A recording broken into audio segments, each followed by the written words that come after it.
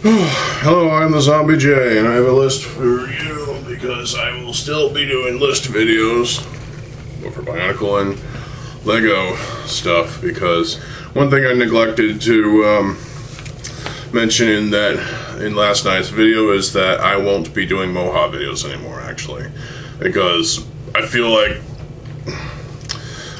I've taken the Moha videos as pretty much as far as I possibly could. You know, at the end of the day, it's kind of basically the same thing all over again, you know. A lot of swearing, a lot of obscure references that y'all probably don't know, and at the end of the day, it's like, why waste my time, you know? I know that some of y'all probably like the Moha videos, and hey, you know, to each their own. But for me, it's best to move forward with my channel, and you know, just kind of, I basically give up on the Moha videos at this point because, well, I haven't been doing them because I just haven't been doing them, you know. It just doesn't really click in my head, you know. I can't really bring myself to sit down and do a Moha video because, well, there's other reasons, technical reasons, I guess you can say, but at the end of the day, it's a big waste of time, so I'm not going to be doing those anymore. So, but I will be doing list videos, obviously. So this is the my top 5 favorite Toa. Someone on the in the comment section of the previous video actually asked favorite Toa. So here we go. I have 5. First up, well, there's no honorable mentions, so fuck that shit. Let's go. First is Toa Ignica. Toa Ignica, obviously being named after the Kanohi Ignica, the Mask of Life, which I still have my copy of the Silver Mask of Life. I don't have the gold one because I never got Toa Motunui. Toa Motunui, by the way, doesn't count as a Toa. It's a fucking Titan set. Pretty awesome looking Titan set, but I never got it, so I wouldn't know. I wish I could get that for like $50, original retail price, but whatever. But Toa Ignica, set-wise, obviously, ignoring story stuff for now because it's kind of weird. Set-wise, you know, he was a Toa with the Paraka torso and Key Orange. He had a bit of a hunch, you know, because that was the way he was designed. He had a sword, obviously, with a reuse of a part from 2007, but hey, it was still a cool sword. The mask obviously looks pretty cool. It's one of my favorite masks of all time. Maybe I'll have a list on that at some point. The shoulder armor is pretty cool. You know, I like how the 2007 blade, along with the 2007, you know, armor piece were kind of put together. It kind of fits. It works well. I like that. I might use that in a mock design at some point. And obviously, you know, there was 2 other silver bits from 2007 that were put on Toa Ignica's lower legs, which kind of makes sense. You know, they're interesting pieces. You know, they make good armor to sort of bulking up the legs. He does have the Might Axe Sky Blaster, which was used everywhere in 2008 and 2009. I think even in 2010. Could be wrong about that.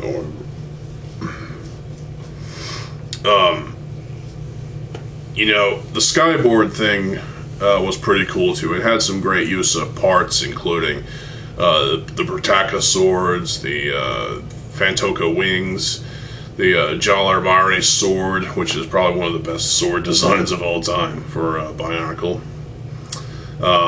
I distinctly remember years ago, you know, I had the set built. I would be standing outside, you know, just holding the board and just going and just having oodles of fun, you know, playing around with Toa Ignica and his Skyboard, and just, you know, I even made up an idea for a series called The Adventures of Toa Ignica, and it never really came about. It was like a 3-part series, but I never really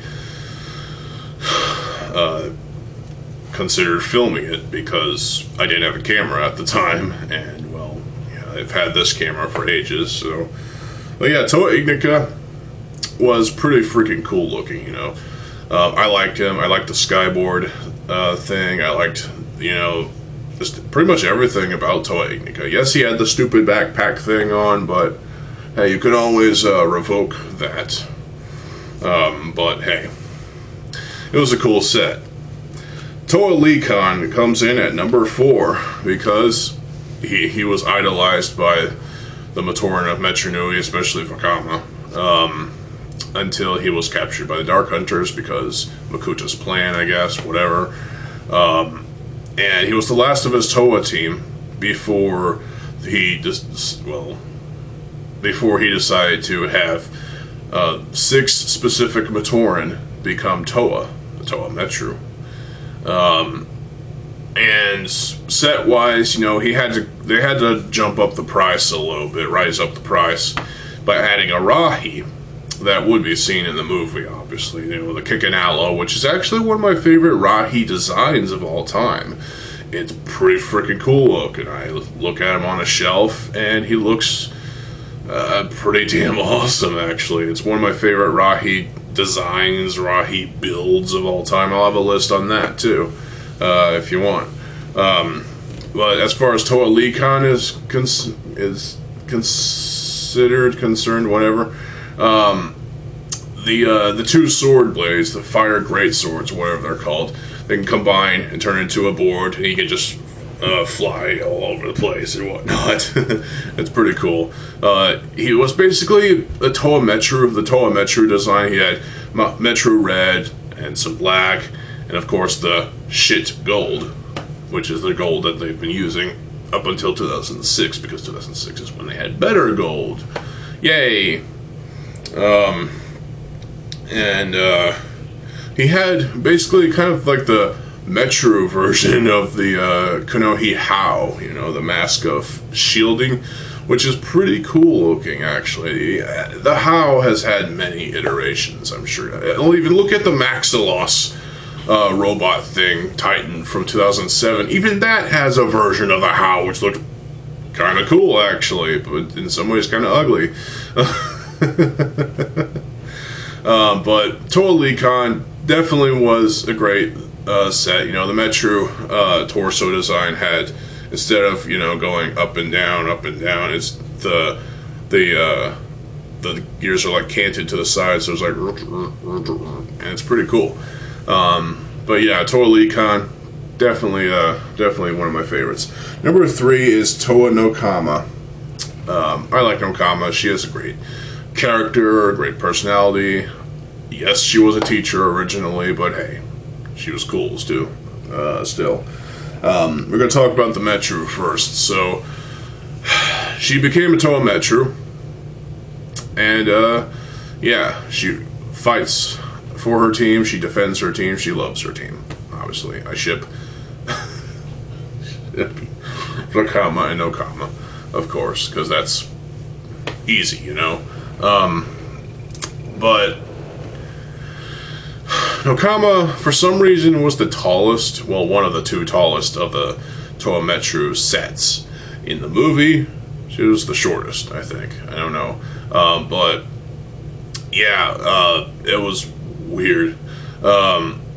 Nokama definitely had, well, the color scheme seemed one-dimensional, what with the dark gray and the obvious, you know, main color of Metru Blue, which I like the Metru Blue. I think it's been overused, but hey, it's still great, you know. Her weapons are pretty cool, you know. She can hold them upright in the hand, like that, or she can hold it with the blue pin that's in her hand as well. She can hold the tool facing like that, and she can use them to swim. So That's pretty cool. I like that, but the only other dual function is you can store them on her back or on her swap space or whatever the fuck you want to call it. Yeah. The mask was pretty cool too. Be it a little round of a mask. It's definitely another transparent mask or translucent, whatever you want to call it. It definitely reminds me of the Kanohi Cow from Galimata, which we'll talk about here soon. It's like a callback to the Cow, you know, because they got that right with Galimata. Then in 2004 with Nokama Metru, they brought back the transparent mask, translucent mask, transparent mask. Those terms get confusing for me. But it's definitely a nice design of a mask, even though it got kind of skewed a little bit in the movie. But hey, they have their reasons. Because, you know, stylistic stuff and whatnot. But I like the Rao. It's a great mask. It definitely has some transparency issues with the eye bubble things on the front of the head, the mask. Are supposed to be like goggle-looking things, kind of like the cow, but to a lesser extent, you know. And you know, even the extensions down there kind of resemble like some kind of gill-like things, which is interesting. She is a toe of water, of course. She's an aquatic character, and there you go. So I like the Rao. It's great. Now, as far as Toa Hordika Nokama goes, I want to talk about the weapons real quick. The weapons are kind of an evolution of the Nokama Metru weapons. Because, well, they just kind of look like some kind of, you know, distinct evolution of those weapons, you know. Half, the top half is silver and the rest, and also sort of rubbery. And the rest is Metru Blue, so a dual molding was, I guess, an expensive thing to do back then, but, you know, it's still expensive now, yet they do it anyway. In choice occasions. But the weapons are pretty cool. The bicep curl thing, gear function on the bicep curl thing, kind of interesting. It's a different take on the gear function, but it was also kind of weird. The entire Hordika design in general was just interestingly weird. They had an abundance of silver, but Nokama Hordika definitely had her, what was it, the Metru Blue. She had an abundance of silver, but still had the Metru Blue, obviously. You know, the Toa Mata leg in Metru Blue is nice to have. Again, you know, if you have multiples of those, you could probably make a Toa Kreka in a way, because that's a thing someone can make. I don't know. I don't even like Kreka to begin with, so. So the headpiece was definitely unique, and it definitely seemed kind of fish-like in a way. I mean, it was definitely screamed aquatic, you know? It's an aquatic character. She's a toe of water. The chest armor piece was cool. The entire left or right arm was pretty cool. Two-part system with gears. The legs were an interesting design. The Metru upper leg armor in silver is nice to have. The feet were nice to you know, get. That we got those all throughout G1, except, well, starting with 2005 and then going as far up as 2009, I think, as well. There was even an evolution of that the Hordika foot design in the form of Kalma's foot from 2007. So that's pretty cool. That's a small legacy that piece sort of had, and it's pretty cool. Now the ripcord thing, you know, you hold the Toa in your hand, you pull the ripcord, and out goes the Rotuka spinner. And that's always fun until it lands on the roof of your house and you can't really get it back. yeah, if that happened to you, I'm sure you've lost a lot of Rotuka because there's definitely it's an easy piece to lose, but it's obviously an easy piece to identify because it's a you see a Rotuka and you think, yeah, that definitely looks like something that you could plop on a thing and pull a ripcord and it definitely is a Bionicle piece. Nokama Hordika, I just like the look of. She looks cool, even though the rest of the Toa look exactly like her, with color differences and tools differences and headpiece differences, but still, I like Nokama Hordika. She looks cool. Number 2 is Holly and Aika. No, we're not going to talk about Holly Matoran, because, well, that's another day. For another list for another day. Holly and Aika, she had a perfect balance, I think, of the white and the Metro Blue, even with the parts that were kind of dual molding the colors with the white and the blue. There was definitely a perfect balance there. The mask being as weird and awkward as it is, it's made of rubber, which is interesting. It fits over the Anika head, which is just a weird just what the it's just a weird design for a head, but hey, it was unique, it was different, and I liked it, kind of. It could be used. It has its limitations, yes, but the mask, people like to be crybabies about the mask. It's like, it's an organic sort of mask. Yeah, it felt weird, but people seem to like to shit talk on Holly's mask, specifically, I feel, because of it looks like she's got a mustache thing which extends back to this. She's a Toa of water, for fuck's sake. Get it through your fucking skulls. She's an aquatic character, and the mask definitely looks like something that's kind of aquatic, like it's supposed to represent like tanks or tubes or whatnot. It's perfectly fucking fine, so shut up. But Holly and Aika definitely had some, like, she really spoke to me better than the other 5 Toa in Aika for some reason. I just like the look of Holly in Aika. She had the gunmetal chest armor, the gunmetal Zammer launcher, multi-shot Zammer launcher. So, her harpoon weapon was pretty cool. I like the light-up function. She can hold it like a gun, or she can hold it like a sword. I just like Holly and Aika. She looks pretty freaking cool. And they even kind of did something funny with the minifig, quote unquote, of Holly and Aika. Yeah, that definitely looks kind of, it's kind of cute, to be honest. Let's be brutally honest here. Yeah. So Holly and Aika was definitely a great Toa and Aika for me, at least. Now the Mari version was kind of a step up in my opinion. Yes, the color scheme was kind of one-dimensional in a way, It was the Metro Blue, okay. But there's the Lime Green, which, the Lime Joint podcast. Look at their name. They're named after Lime Joint because parts breakage.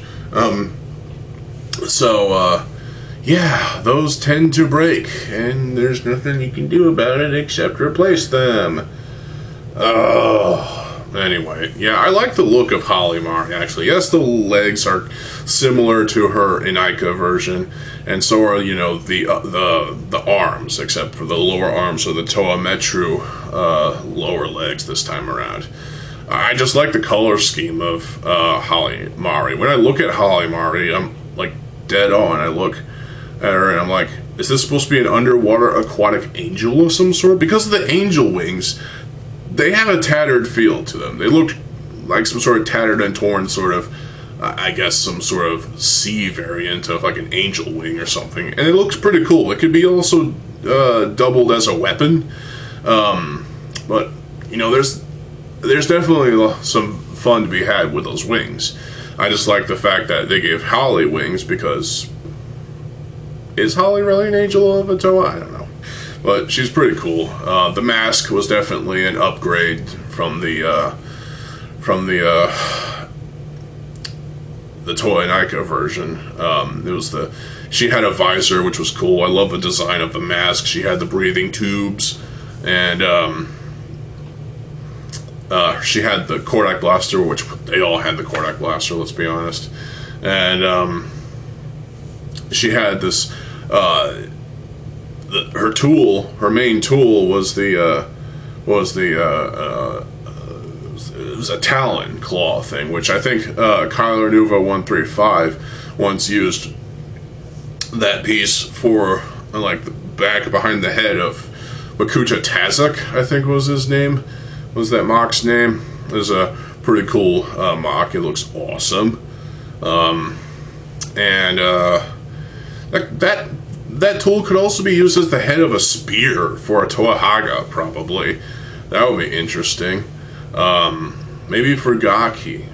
Of course, obviously people have already made their Toahaga. But hey, whatever, you know? So I overall love the design of Holly Unika and Holly Mari. They both are just pretty fucking awesome.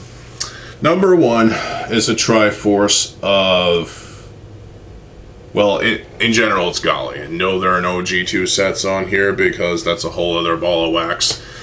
We'll start with Gali Mystica. Adaptive armor to adapt to the Cardinui Swamp. Yes, that's definitely true. Her mask definitely is weird, but I like the look of it. I like the design. The problem is the waffle eye. That is weird. It's laughable, sure, but hey, it's cool. She did use the Paraka torso. She does have the wings on her mask for stabilization, for stabilizing, you know, as she flies through the air and whatnot. Same thing with the turbines on her feet, which she has the Metru feet. She uses the Anika lower legs as well, lower legs and arms, lower arms. And she has a unique, interesting shoulder armor thing to put on her upper arms, which I actually like the look of that piece. She does have the backpack, they all do, you know, and she does have the scope thing, which is a pretty cool piece. So I guess you can say she's the sniper of the the Toa Mystica and Fantoka, to where Onu is, I guess, the heavy because he has the this black shroud thing which goes on the top of his blaster. He's like holding it, like, you know. That's kind of fun. I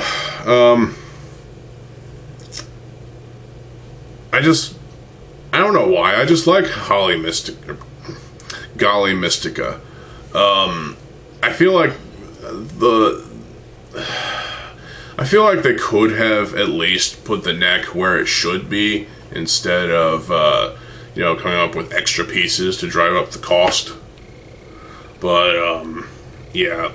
Otherwise, I enjoy the set. I really do. The hate towards the Mystica needs to fucking stop, so stop it. But, yeah.